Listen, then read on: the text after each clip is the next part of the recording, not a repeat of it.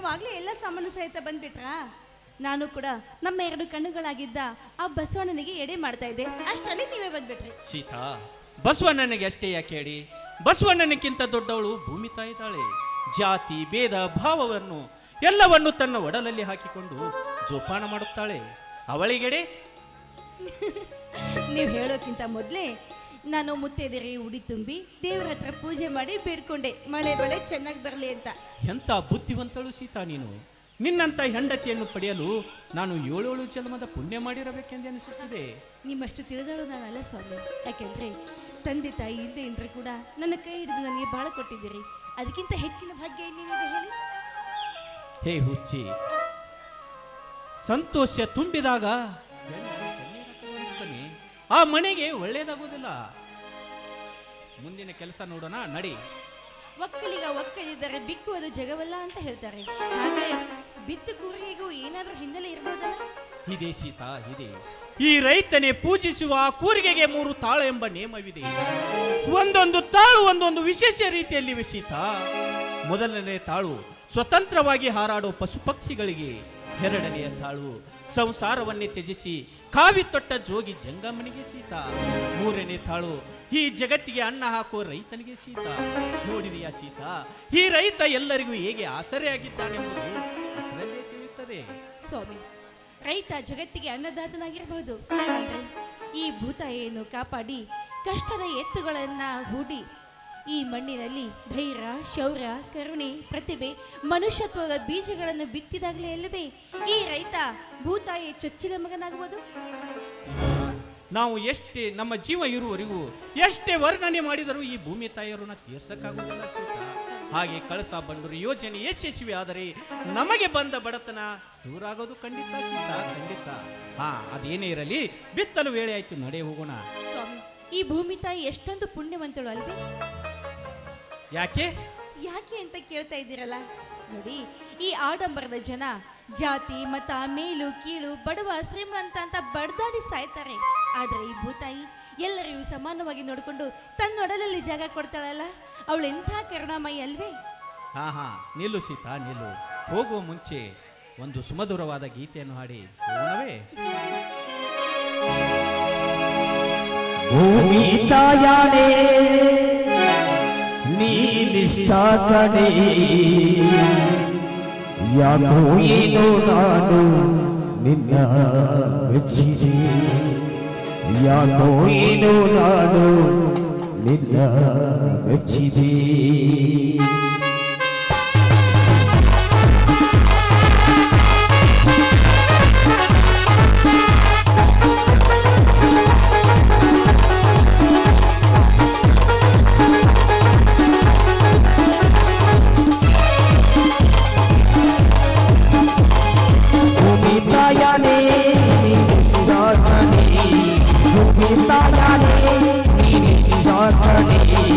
ಯಾಕೋ ಏನೋ ನಾನು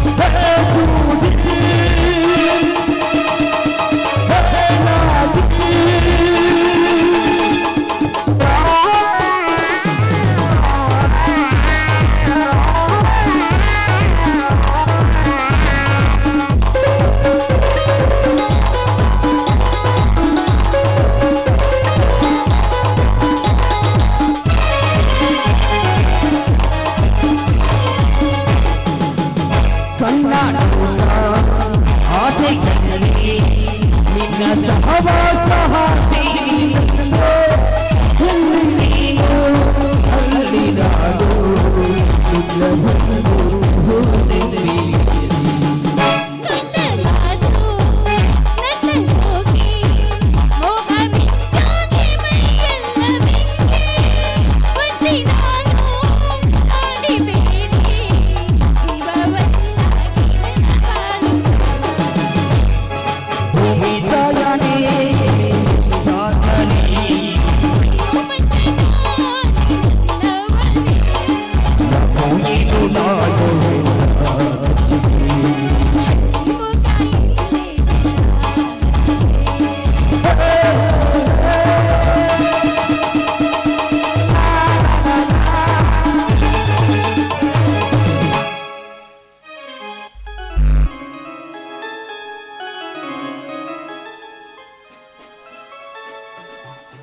ಅಣ್ಣ ಅತ್ತಿಗೆ ಇಟ್ಟೊಂದು ಸಂಭ್ರಮದಿಂದ ಹೊರಟಿದ್ರಲ್ಲ, ಎಲ್ಲಿಗೆ?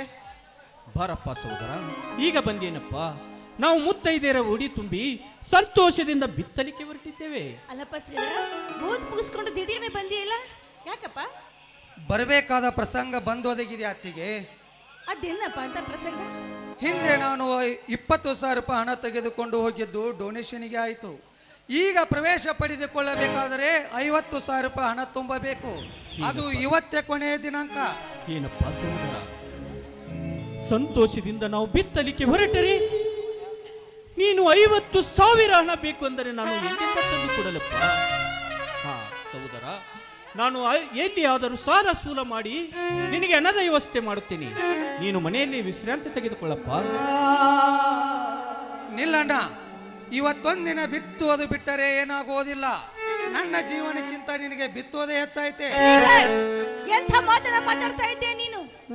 ನೀನು ಓದ್ಕೊಂಡವನು, ತಿಳಿದವನು, ನಿನ್ನ ಬಾಯಿಂದ ಇಂಥ ಮಾತು ಬರಬಾರ್ದು. ನಿನ್ನ ಬಾಯಿಂದ ಇಂಥ ಮಾತು ಬರಲೇಬಾರ್ದು ಶ್ರೀಧರ್. ಈ ಭೂತಾಯಿಯಿಂದ ನಾವೆಲ್ಲ ಬದುಕಿರೋದು, ಮೊದಲು ಅದನ್ನ ತಿಳಿದುಕೋ.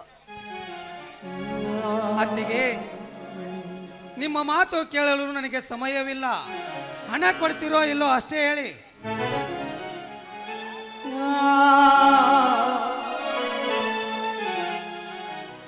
ಅಣ್ಣ, ಅತ್ತಿಗೆ ತಮ್ಮನ ಜೊತೆಗೆ ಏನೋ ಹಣದ ವಿಚಾರ ಬಗ್ಗೆ ಮಾತನಾಡುತ್ತಿರುವಿರಲ್ಲ.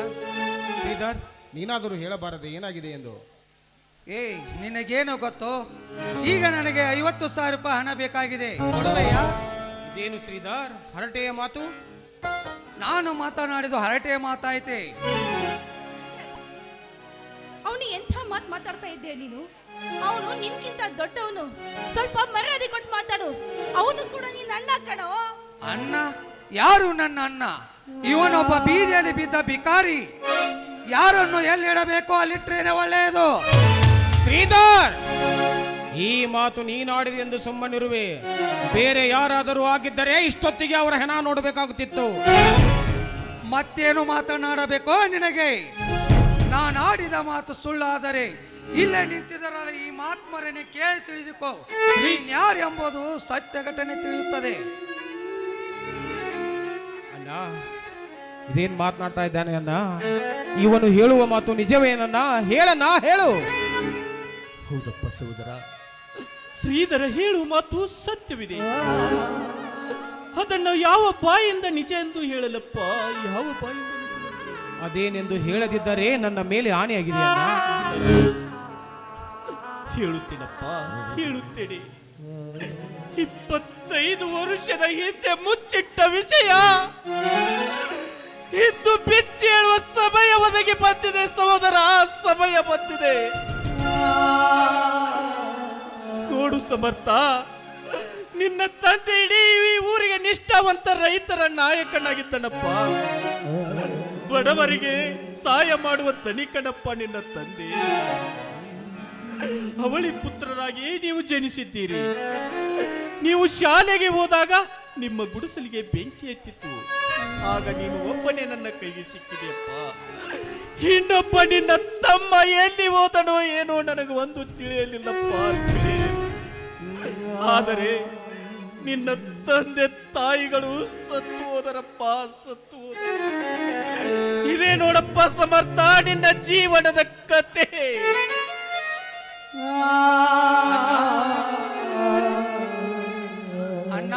ಸತ್ಯ ಘಟನೆ ತಿಳಿಯಿತಲ್ಲ. ಇವತ್ತೊಂದು ತೀರ್ಮಾನ ಆಗಲೇಬೇಕು. ಈ ಮನೆಯಲ್ಲಿ ನಾನಿರಬೇಕು ಒಂದ, ಇಲ್ಲ ಅವನಿರಬೇಕು ಒಂದು. ಅಣ್ಣ, ನೀನೇ ತೀರ್ಮಾನ ಮಾಡು. ಸಹೋದರ, ಎರಡು ಕಣ್ಣುಗಳಂತಿರುವ ನೀವು ಒಂದು ಕಣ್ಣಿಗೆ ಬೆಣ್ಣೆ, ಇನ್ನೊಂದು ಕಣ್ಣಿಗೆ ಸುಣ್ಣ ವರ್ಷಿದಂತಾಗುತ್ತಿದೆಯಪ್ಪ.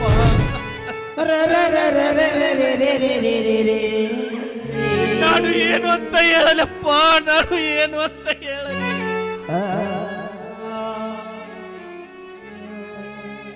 ಹಾಗಾದರೆ ಈ ಮನೆಯಲ್ಲಿ ನೀವೇರಿ, ನಾನೇ ಮನೆ ಬಿಟ್ಟು ಹೋಗುತ್ತೇನೆ. ಅಣ್ಣ, ಇನ್ನೊಂದು ಮಾತು, ಒಂದನ್ನು ಪಡೆದುಕೊಳ್ಳಬೇಕಾದರೆ ಮತ್ತೊಂದನ್ನು ಕಳೆದುಕೊಳ್ಳಲೇಬೇಕು. ಸಹೋದರ, ಬೇಡ. ಬೇಡಪ್ಪ ಶ್ರೀಧರ್, ಬೇಡ. ನನ್ನಿಂದಾಗಿ ನೀನು ಹೊರಗಡೆ ಹೋಗುವುದು ಬೇಡ. ಏಕೆಂದರೆ ಜೇನು ಎಷ್ಟೇ ಸಿಹಿಯಾಗಿದ್ದರೂ ಅದರಲ್ಲಿ ಸ್ವಲ್ಪ ಕಸ ಇದ್ದೇ ಇರುತ್ತದೆ. ಅದರ ಹಾಗೆ ನಾನು. ಸಮರ್ಥ, ಎಂತ ಕಡುನುಡಿಗಳನ್ನ ಆಡ್ತಾ ಇದ್ದೀಯಪ್ಪ. ಏನ್ ನೋಡಲು ಕತ್ತರಿಸಿ ಹಾಕ್ತಂತಾಗ್ತಾ ಇದೆ. ದಯವಿಟ್ಟು ಇಂಥ ಮಾತನ್ನ ನುಡಿಬೇಡಪ್ಪ, ಇಂಥ ಮಾತನ್ನ ನುಡಿಬೇಡ. ಅತ್ತಿಗೆ, ಬಾಣಿನಲ್ಲಿ ಮೂಡುವ ಕಾಮನ ಬಿಲ್ಲು ಆಕಾಶಕ್ಕಷ್ಟೇ ಸ್ವಂತ. ನೋಡುವವರ ಕಣ್ಣಿಗಲ್ಲ ಅತ್ತಿಗೆ, ನೋಡುವವರ ಕಣ್ಣಿಗಲ್ಲ. ಅತ್ತಿಗೆ, ಒಂದೇ ಒಂದು ಆಸೆ ಅತ್ತಿಗೆ, ಮುಂದಿನ ಜನ್ಮದಲ್ಲಿ ನಿಮ್ಮ ಮಡಿಲಲ್ಲಿ ಮುದ್ದು ಕೂಸಾಗಿ ಹುಟ್ಟು ಬರುವ ಆಸೆ ಅತ್ತಿಗೆ, ಹುಟ್ಟಿ ಬರುವ ಆಸೆ. ತಾಯಿ ತನ್ನ ಮಗುವನ್ನ 9 ತಿಂಗಳು ಹೊಟ್ಟೆಯಲ್ಲಿ ಇಟ್ಕೊಂಡು ಯಾವ ರೀತಿ ಜೋಪಾನ ಮಾಡ್ತಾಳೋ ಅದೇ ರೀತಿ ನಾನು ನಿಮ್ಮನ್ನ ಕೈ ತುತ್ತುಡಿಸಿ ಜೋಪಾನ ಮಾಡಿ ಸಾಕಿ ಸಲುಹಿದ್ದೇನೋ. ನಿನ್ನನ್ನ ಬಿಟ್ಟು ಬದುಕುವ ಶಕ್ತಿ ನನಗಿಲ್ಲಪ್ಪ, ನಿನ್ನನ್ನ ಬಿಟ್ಟು ಬದುಕುವ ಶಕ್ತಿ. ಅಳಬೇಡ ಅತ್ತಿಗೆ, ಅಳಬೇಡ. ವಿಧಿಯ ಲಿಖಿತ ಹೇಗಿದೆಯೋ ಹಾಗೆ ನಡೆಯುತ್ತದೆ. ನನ್ನ ಹಣೆ ಬರದಲ್ಲಿ ಆ ದೇವರು ಹೀಗೆ ಬರೆದಿರಬಹುದು.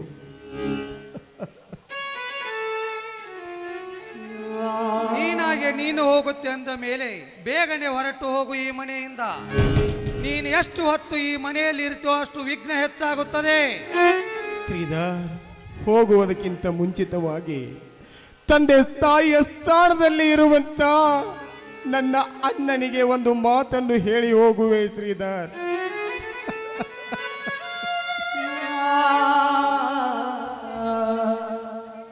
ಅದೇನೆಂದು ಬೇಗನೆ ಹೇಳಿ ಹೊರಟು ಹೋಗು ಈ ಮನೆಯಿಂದ. ಅತ್ತಿಗೆ, ಚಿಕ್ಕಂದಿನಿಂದ ನನಗೆ ಉಣಿಸಿ ತಿನ್ನಿಸಿ ಬೆಳೆಸಿ ದೊಡ್ಡವನನ್ನಾಗಿ ಮಾಡಿದ್ದು ನಾನೆಂದಿಗೂ ಮರೆಯುವುದಿಲ್ಲ.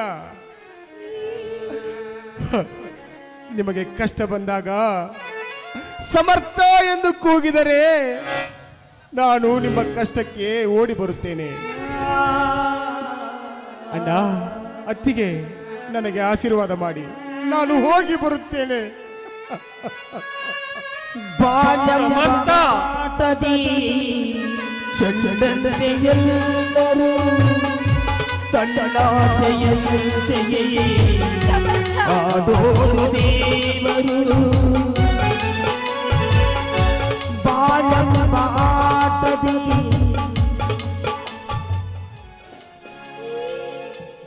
ಅಪ್ಪ, ಅಮ್ಮ, ಚಿಕ್ಕಪ್ಪ, ಯಾಕೆ ಎಂದು ನಿಮ್ಮ ಕಣ್ಣಲ್ಲಿ ನೀರು? ಬಾರಪ್ಪ ಕುಮಾರ, ಬಾ. ಇವತ್ತು ಶಾಲೆಯಿಂದ ಬೇಗ ಬಂದೇ ಇಲ್ಲಪ್ಪ. ಹೌದು ಚಿಕ್ಕಪ್ಪ, ನಮ್ಮೂರಿನ ಜಾತ್ರೆ ನಿಮಿತ್ತವಾಗಿ 2 ದಿನ ಶಾಲೆಯಲ್ಲಿ ರಜೆ ನೀಡಿದ್ದಾರೆ. ಅಪ್ಪ ಅಮ್ಮನಿಗೆ ಹೊಲದಲ್ಲಿ ಸಹಾಯ ಮಾಡಲು ಬೇಗನೆ ಬಂದೆ. ಚಿಕ್ಕವನಾದ್ರೂ ಚೊಕ್ಕ ಮನಸ್ಸಿಂದ ಮಾತಾಡದೆ ನಿನ್ನ ಮಾತನ್ನ ಕೇಳಿ ತುಂಬಾ ಸಂತೋಷ ಆಗ್ತಾ ಇದೆ. ಆದ್ರೆ ಅಯ್ಯೋ ದೇವ್ರೆ, ಇಂಥ ಚಿಕ್ಕ ಮಗುವಿನ ಮನಸ್ಸನ್ನ ಅರ್ಥ ಮಾಡ್ಕೊಳ್ಳದೆ ಕಳ್ಳ ಮೂರ್ತಿಯಾಗಿ ಕುಳಿತುಬಿಟ್ಟಿ ಅಂತಂದೆ. ಕಳ್ಳ ಮೂರ್ತಿಯಾಗಿ. ಅಳಬೇಡ ಅಮ್ಮ, ಅಳಬೇಡ. ಯಾವ ಕಾಲಕ್ಕಾದರೂ ಆ ದೇವರು ಸದಾಕಾಲ ನಮ್ಮ ಮೇಲೆ ಇರುತ್ತಾನೆ. ಆ ದೇವರ ಕೃಪೆಯಿಂದ ನಾನೊಬ್ಬ ನಿಷ್ಠಾವಂತ ಅಧಿಕಾರಿಯಾಗಿ ನಿಮ್ಮೆಲ್ಲರನ್ನು ಸಾಕುತ್ತೇನೆ. ಮಗು ಕುಮಾರ, ಬೆಳೆಯುವ ಪೈರು ಮೊಳಕೆಯಲ್ಲಿ ಕಂಡಂತೆ ಈ ನಿನ್ನ ಮಾತು ಕೇಳಿದರೆ ಆ ದೇವರು ಬಂದು ಮಾತನಾಡಿದಂತಾಗುತ್ತದೆ ಅಪ್ಪ, ದೇವರು ಬಂದು ಚಿಕ್ಕಪ್ಪ ನೀವೇಕೆ ಮೌನವಾಗಿರುವಿರಿ? ಮೈಯಲ್ಲಿ ಹುಷಾರಿಲ್ಲಪ್ಪ, ಅದಕ್ಕೆ. ಸಮರ್ಥ, ನಿನ್ನ ಕತೆ ಪುರಾಣ ಬೇಕಾಗಿಲ್ಲ. ಬೇಗನೆ ಹೊರಟು ಹೋಗು ಈ ಮನೆಯಿಂದ. ಹೊರಟು ಹೋಗುತ್ತೇನೆ ಶ್ರೀಧರ್, ಹೊರಟು ಹೋಗುತ್ತೇನೆ. ಸಮರ್, ನೀನೇ ಹೋದ ಮೇಲೆ ನಾವು ಹೇಗೆ ಜೀವಿಸಬೇಕಪ್ಪ, ಹೇಗೆ ಜೀವಿಸಬೇಕು? ಜೀವಿಸಬೇಕಣ್ಣ, ಜೀವಿಸಬೇಕು. ನೋವೇ ಇಲ್ಲ ಅನ್ನೋ ತರ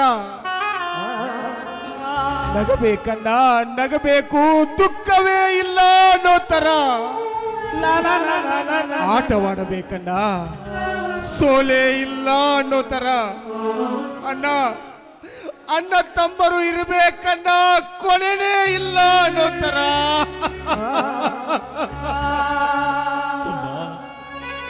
ಗಳಿಸಿಕೊಂಡ ಮೇಲೆ ಅರ್ಥವಾಗೋದು ಬಯಕೆ, ತಿಳಿದುಕೊಂಡ ಮೇಲೆ ತಿಳಿಯೋದು ಅದರ ನಂಬಿಕೆ, ಕಳೆದುಕೊಂಡ ಮೇಲೆ ತಿಳಿಯೋದಪ್ಪ ಪ್ರೀತಿ.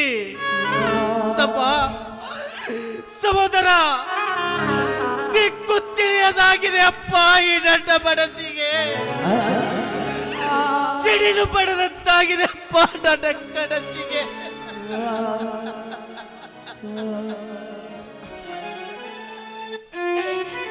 ದುಃಖದ ಸುಳಿಯಲ್ಲಿ ಸಿಲುಕು ನನ್ನ ಹೃದಯ ಚೂರು ಚೂರಾಗಿ ಹೋಗ್ತಾ ಇದೆ.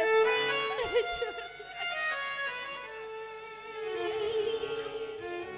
ಸಹೋದರ, ನಾನು ಈಗ ಬಾಳೆಂಬ ಬಿರುಗಾಳಿಗೆ ಸಿಕ್ಕು ಬೆಂಕಿಯ ಮಳೆಯಲ್ಲಿ ಬಿದ್ದು ನರಳಾಡಿದ್ದೇನಪ್ಪ, ನರಳಾಡಿದ್ದೇನೆ. ಇಂದು ಮತ್ತಷ್ಟು ಗಾಯ ಮಾಡಬೇಡಪ್ಪ, ಮಾಡಬೇಡ. ನನ್ನ ನಿಮ್ಮ ನಡುವೆ ದಾಟದ ನದಿ ಹೊಂದಿದೆ ಅಣ್ಣ. ನಾ ಎಲ್ಲೇ ಇರಲಿ, ಹೇಗೆ ಇರಲಿ, ನನ್ನ ಮನಸ್ಸು ಬಯಸುವುದು ನಿಮ್ಮನ್ನೇ ಅಣ್ಣ, ನಿಮ್ಮನ್ನೇ. ಆಸೆ ಇರದ ಹಕ್ಕಿಗೆ ಹಾರಲು ಬಯಸುವುದು ಯಾವ ದಿಕ್ಕಿಗೆ ಹೇಳಣ್ಣ, ಯಾವ ದಿಕ್ಕಿಗೆ ಹೇಳು? ನಾವು ಬಡವರಿದ್ದರೂ ಇಲ್ಲದಂತಾಯ್ತಪ್ಪ ಅಂಬಿಗನ ಆಸರೆ. ಅಣ್ಣ, ನಿಮ್ಮನ್ನು ಅಗಲಲಾಗದೆ ಕಣ್ಣುಗಳು ಕಡಲಾಗಿವೆ. ಕಣ್ಣೀರು ಹೊರಗೆ ಬಾರದೆ ಕಣ್ಣಿಗೆ ಹೊರೆಯಾಗಿವೆ ಅಣ್ಣ, ಕಣ್ಣಿಗೆ ಹೊರೆಯಾಗಿವೆ. ತಮ್ಮ ಸಮರ್ಥ, ನಿನ್ನ ನಗುವಿನ ನೋವಿನಲ್ಲಿ ಕನಸು ಕಾಡುವ ಆಸೆ, ಈ ಜಗತ್ತಿನಲ್ಲಿ ಕನಸು ಕಾಡುವ ಆಸೆ ಅಪ್ಪ. ಅಣ್ಣ, ಇಂಥ ಆಸೆಗಳು ಕೇವಲ ಕಾಲ್ಪನಿಕ ಅಣ್ಣ, ಕಾಲ್ಪನಿಕ. ಹಾಗೆಲ್ಲ ನುಡಿಯಬೇಡಪ್ಪ. ದುಃಖದ ಕಡಲಲ್ಲಿ ಸಿಕ್ಕಿ ಕತ್ತರಿಸಿ ಹೋಗ್ತಾ ಇದೆ ಈ ನನ್ನ ಕರಡು. ಕೊನೆಯದಾಗಿ ಕೇಳುವೆ, ನೀನಾಗುವೆಯಾ ನಮ್ಮ ಜೀವಕ್ಕೆ ನೆರಳು? ಅತ್ತಿಗೆ, ನನ್ನ ಮನದ ಗುಡಿಯಲ್ಲಿಟ್ಟು ನಿಮ್ಮನ್ನು ಪೂಜಿಸುವೆ. ಕ್ಷಣ ಕ್ಷಣವೂ ನಿಮ್ಮನ್ನು ಕಾಯುವೆ. ಸಹೋದರ, ಹಾಡು ಕ್ಷಣಕ್ಕೂ ನಿನ್ನನ್ನು ಹಾರೈಸುವೆ ಅಪ್ಪ, ಹಾರೈಸುವೆ. ಅಣ್ಣ, ಅತ್ತಿಗೆ, ಜಗದಲ್ಲಿ ಹುಚ್ಚನಾಗಬೇಕೋ ಇಲ್ಲ ರಾಜನಾಗಬೇಕೋ? ನಾನು ಹೋಗುತ್ತೇನೆ. ನನ್ನನ್ನು ಇನ್ನು ಮುಂದೆ ತಡೆಯಬೇಡಿ. ಬೇಡ ಸಮರ್ಥ, ನಮ್ಮನ್ನು ಬಿಟ್ಟು ಹೋಗಬೇಡಪ್ಪ, ಹೋಗಬೇಡ. ನೀತಿಗೂಡು ಮೀರಿದಲ್ಲೇ ಮೋಸ ಮೇಲೆ ಮೀರಿದೆ. ತೂಕು ಮಡಿಕೆಯಲ್ಲಿ ಪ್ರೀತಿ ನಿಲ್ಲದಂತ ಸೋರಿದೆ. ಅನ್ಯಾಯ ಅತಿಯಾಯ್ತು, ಅತಿಯಾಸೆ ಗತಿಗೆಡಿತು. ಓದಿ ಇದು ನ್ಯಾಯವೇ? ಈ ನಿನ್ನಾಟಕ್ಕೆ ಕೊನೆಯಿಲ್ಲದೆ ಕಾಲ ಮಹಿಮೆ ಅದಕ್ಕೆ ಹಿರಿಮೆ. ಕಾಲ ಮಹಿಮೆ ಅದಕ್ಕೆ ಹಿರಿಮೆ. ಮನುಜನ ಬಾಳಲಿ ದೇವರಲ್ಲಿ ಬಲ್ಲವರಾರಿದರು. ಮನುಜನ ಬಾಳಲಿ ದೇವರಲ್ಲಿ ಬಲ್ಲವರಾರಿದರು.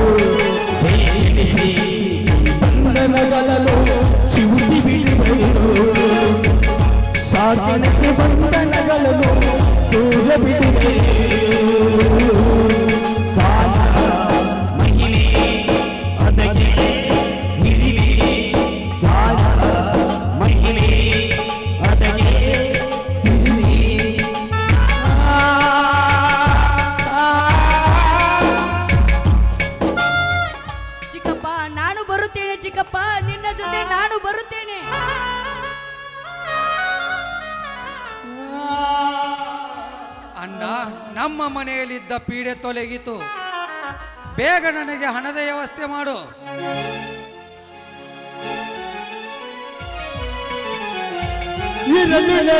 ಇಲ್ಲದಾಗ ಪ್ರೀತಿಸಲು ಒಪ್ಪಿತು